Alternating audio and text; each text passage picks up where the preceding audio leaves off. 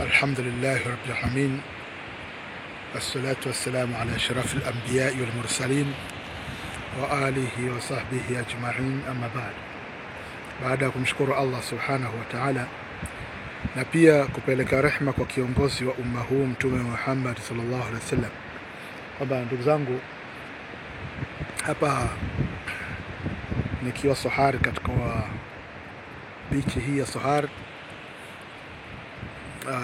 Tunapozungumza bichi, maanake tunakusudia fukwe ya bahari.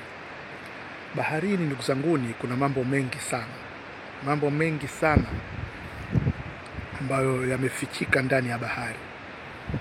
Kuna wingi wa viumbe tuvijuavyo sisi kama binadamu na viumbe ambao binadamu hatuwafahamu,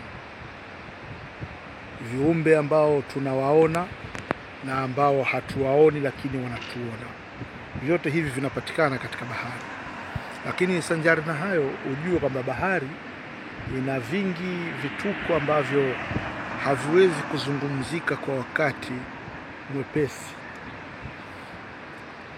na ndio maana unaweza ukastaajabu baadhi ya watu. Mtu anaweza kaja baharini akiwa anatembea peku, na ukiona mtu anatembea baharini, yani upo ufukweni anatembea na viatu, huyo mtu tunamuita mshamba. Kwa nini? Manake haijui bahari na siri zilizo.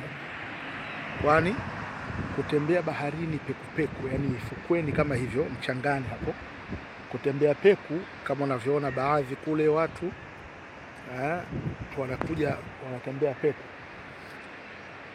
hawa manake wanatibu maradhi ya miguu kwa matatizo kadha wa kadha, iwe maradhi ya ganzi na nini. Kuna vitu vingi ambavyo vinatibika katika mfumo wa miguu. Hata maradhi ya mgongo pia hutibika kwa bahari.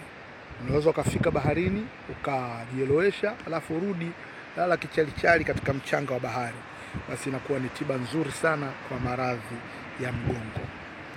Ulikuwa huna kwa ukizungumza bahari, bado unazungumza kiumbe chenye vituko sana, sababu bahari yenyewe muda wote ipo kwenye furaha. Bahari haina chuki, bahari imejaa furaha tu na tabasamu. Na ndio maana unapokuwa umesibiwa na maradhi, hasa ikawa labda maradhi ya nuksi au mikosi imekuandama, imekusakama, njoo baharini. Ukishafika baharini, tafuta kitako cha pweza. Sijui kama umewahi kukisikia au ukijua.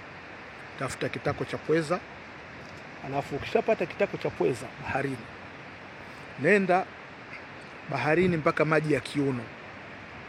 Ukifika pale kwenye maji ya kiuno, ufanya kama kuchutama, ili yale maji yawe yanakufika maeneo ya mabega au chini kidogo ya makwapa. Alafu chukua kile kitako cha pweza, kitumie kama kata ya kuogea. Iwe vuna nguo zako, una haja ya kuvua nguo. Inshallah fanya hivyo, lakini hiyo itakupendeza kama aidha utatumia jua ama muda wa saa 11 jioni wakati jua linakwenda kuzama, au saa 6 mchana jua la utosi.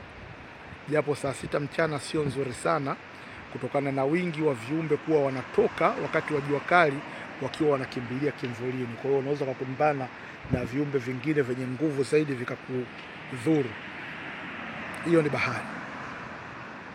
Utakuwa umeondoa nuksi na majanga, mikosi na mabala yako ya kila aina.